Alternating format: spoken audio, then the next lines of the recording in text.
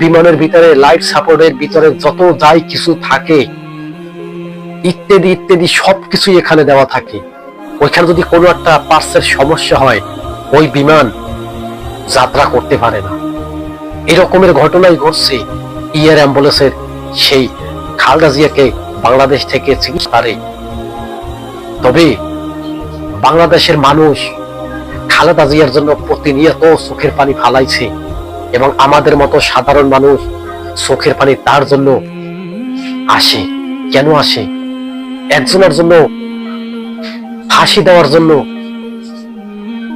দড়ি নিয়ে দাঁড়িয়ে আছে, এই শরিয়া শাসক শেখ হাসিনার জন্য ফাঁসির দড়ি হাতে নিয়ে মানুষ দাঁড়িয়ে আছে। আর আরেকজনের জন্য চোখ দিয়ে প্রতিনিয়ত অশ্রু ঝরছে, চোখের পানি ঝরছে, আল্লাহর দরবারে দুহাত তুলে মোনাজাত করছে। এর রহস্য কোথায়?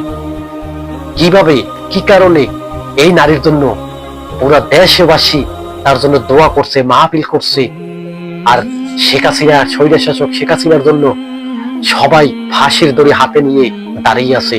কখন ফাঁসি দেবে, কখন মানুষের কলিজাটা ঠান্ডা করবে? দেখুন, খালেদা জিয়া কোনোদিন আলেমের উপরে অত্যাচার করে নাই, আলেমকে অসম্মান দিয়ে কথা বলে নাই, আলেমকে অনেক অনেক ভালো জানছে। তার ভিতরে আলেমদের প্রতি একটা মহব্বত ছিল, আলেমদের প্রতি একটা মহব্বত ছিল। সে জানে আমি যদি মৃত্যুবরণ করি এই আলেমরাই আমাকে জানাজার পড়াবে, এই আলেমরাই আমার জন্য কান্না করবে।